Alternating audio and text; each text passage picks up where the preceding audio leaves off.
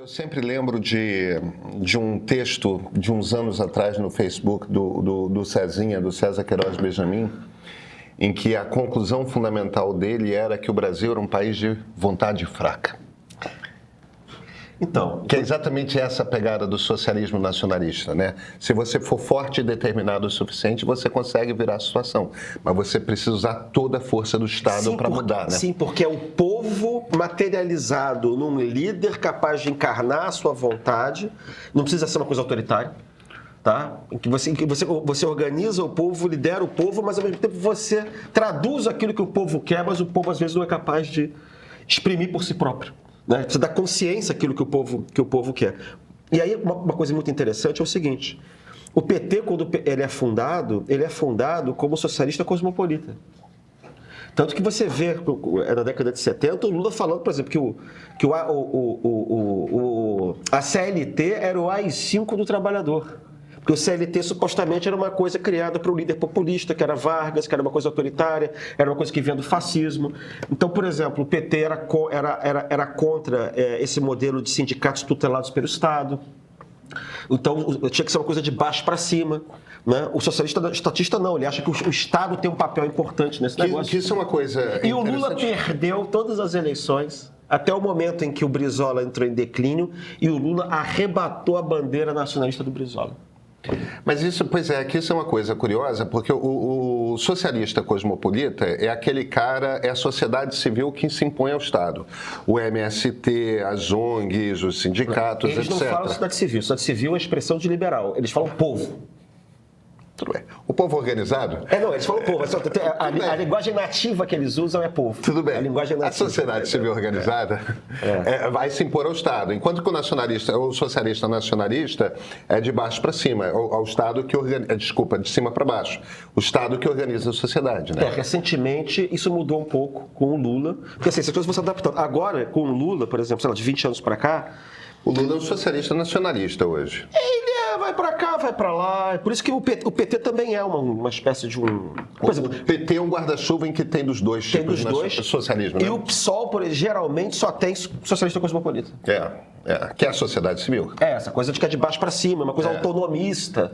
Entendeu? Por exemplo, o pessoal que foi para a rua em 2013, o pessoal de esquerda que foi para a rua em 2013... Tudo cosmopolita. Claro. E é por isso que a Dilma e o PT... E a Dilma era uma presidente mais brisolista que o Lula. Exatamente. Né? Ela era 100% socialista nacionalista. E é curioso que, depois que eu entendi essa diferença, a maneira como você classifica, são duas esquerdas muito diferentes. É claro que se você colocar liberal de um lado, às vezes comunista de outro, conservador, aí fica igual. Entendeu? Essas nuances, em geral, a gente só percebe claramente no governo. Quando eles vão para o governo, tem briga entre eles. Entendeu? Mas quando eles estão na oposição, essas diferenças tendem a esmaecer, entendeu? Claro. Agora, vem cá. Você explicou o socialista cosmopolita e o socialista nacionalista. Socialistas nacionalistas, as duas esquerdas, né? As duas esquerdas democráticas, porque também tem comunista, mas esses não são democráticos. As duas esquerdas democráticas são essas, o socialismo nacionalista e o socialismo cosmopolita. Só que tem uma diferença de tamanho relevante, porque o socialismo nacionalista é 20% da sociedade. O socialismo cosmopolita é 14% da sociedade. E isso é uma diferença bem relevante. O mundo identitário, por exemplo, que é cosmopolita, no mundo ongueiro, aquela pegada bem pessoalista, aquilo é um troço que é uma esquerda minoritária. A esquerda majoritária, que está presente em todos os grupos sociais brasileiros e com alguma força, é essa esquerda, Estado forte, vamos impulsionar o crescimento e o Estado é necessário para trazer justiça social.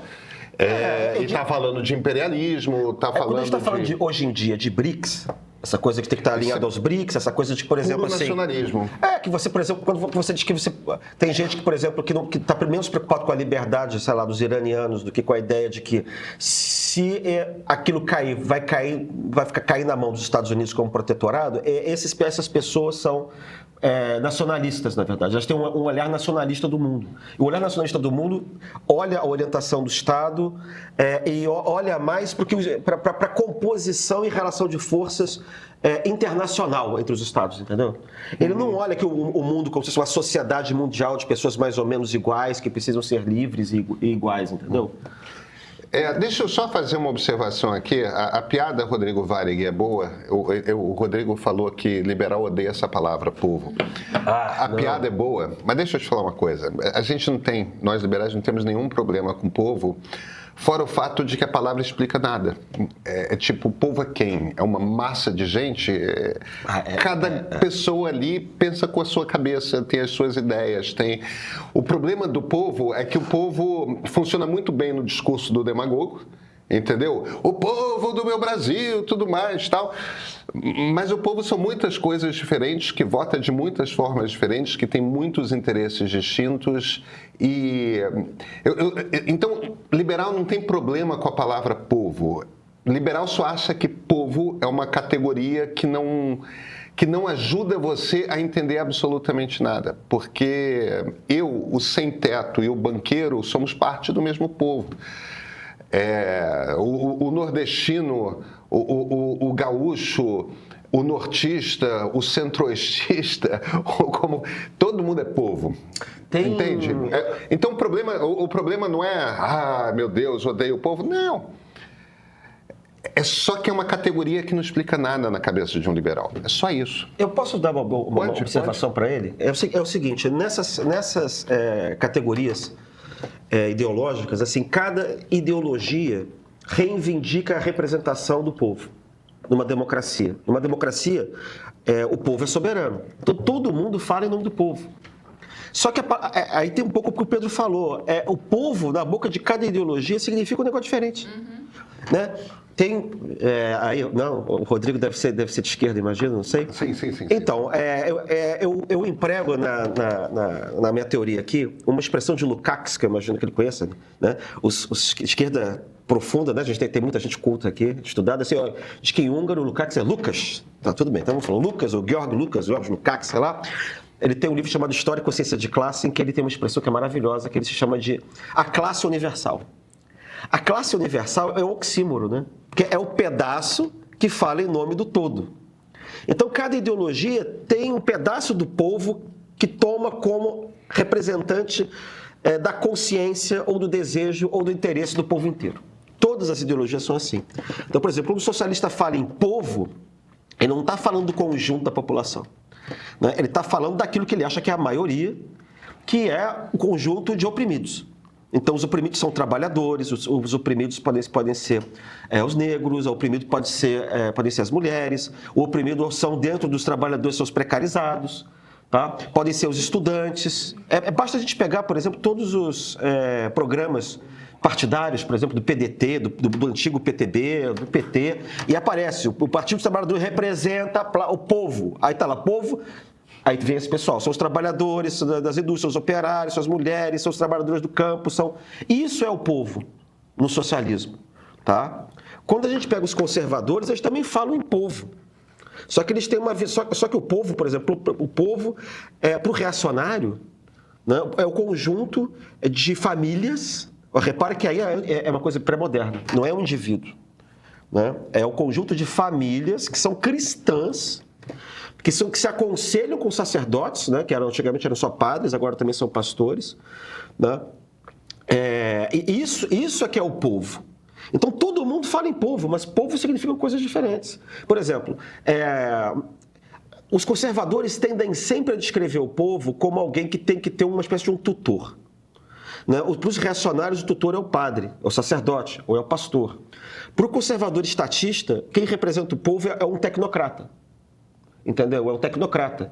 Pode ser o tecnocrata do Banco Central, pode ser o general, pode ser o almirante, pode ser o tecnocrata da Eletrobras. Né? No regime militar era assim, quer dizer, ele é que sabe o que o povo precisa, né, para poder se desenvolver. Né? No conservadorismo societário clássico, tá? O representante, o tutor do povo era o fazendeiro, era o senhor de engenho. Porque o povo bom é o povo que está no campo, é o povo verdadeiro. Vocês já ouviram essa história, né? Que o povo verdadeiro é o povo de Goiás, que o povo verdadeiro é o povo do interior, né? Esse discurso de que as cidades são lugar perigoso, é lugar estrangeirado, é um lugar... Né? E aí quem representa esse povo que é bom, esse povo que vem, que é um povo mestiço, é o povo que vem lá de trás, quem representa em geral é uma figura local. Né? É tipo o Dorico Paraguaçu.